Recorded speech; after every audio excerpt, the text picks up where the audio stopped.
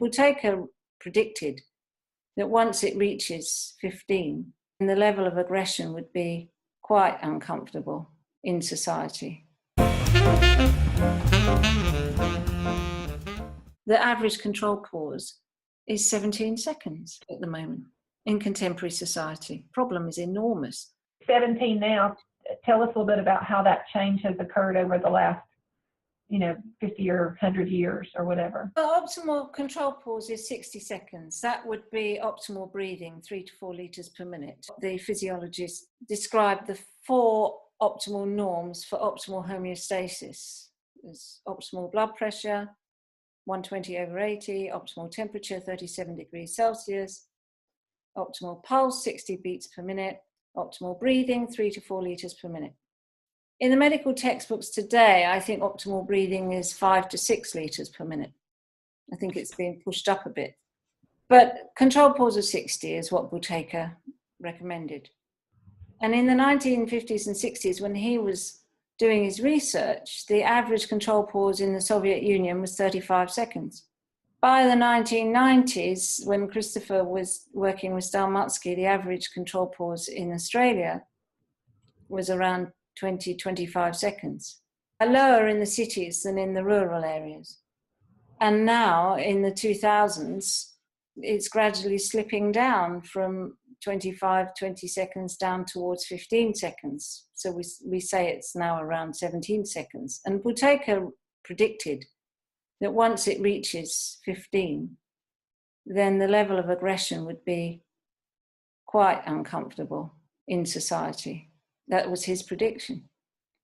And this is why he was very keen that everybody should learn it, particularly young children and mothers who were planning to have a baby, or mothers who are pregnant as well. They can practice, not to the full extent, but they can practice. But better to do it before you get pregnant. And that would save the society. That was his recommendation. And he actually went to the government professionals, the politicians, institutions, and recommended that this was implemented in all kindergartens and all mothers should learn it to save the society, because he predicted that what was going to happen as the level of stimulation goes up, the level of poisoning goes up, that the level of breathing would increase alongside. And this is what we see.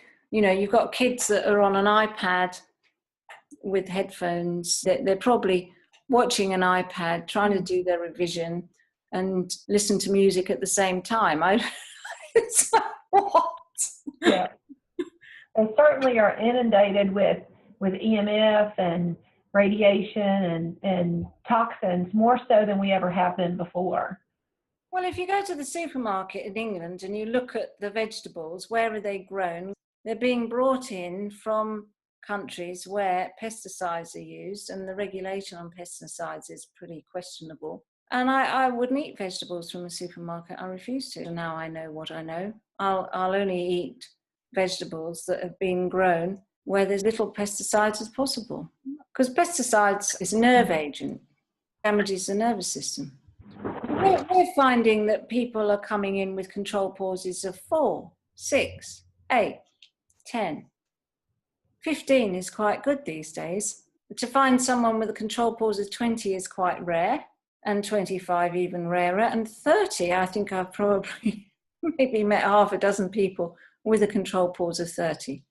Buteyko was always looking for the person with a control pause of 60. When they found one, they were very easygoing. Everybody got on with them really well. Physically very active, very able to perform physically to a high standard without any effort whatsoever. They could run for miles, have a rest, and run for more miles afterwards quite easily. And that's what you should be able to do. And concentrate for long periods of time. Also, those people tend to make their own decisions and only do things that they're interested in. So they're not easily trained into how we are as worker training. We're trained to work. Well, people with a control pause of 60 tend not to be so compliant to that kind of thing in a healthy way. And you don't need to eat so much, you don't need to sleep so much. Because with a control pause of 60, you've got enough oxygen, so you don't need so much food. You're not relying on the food for your energy level. the tricarboxylic cycle works properly because you've got enough oxygen.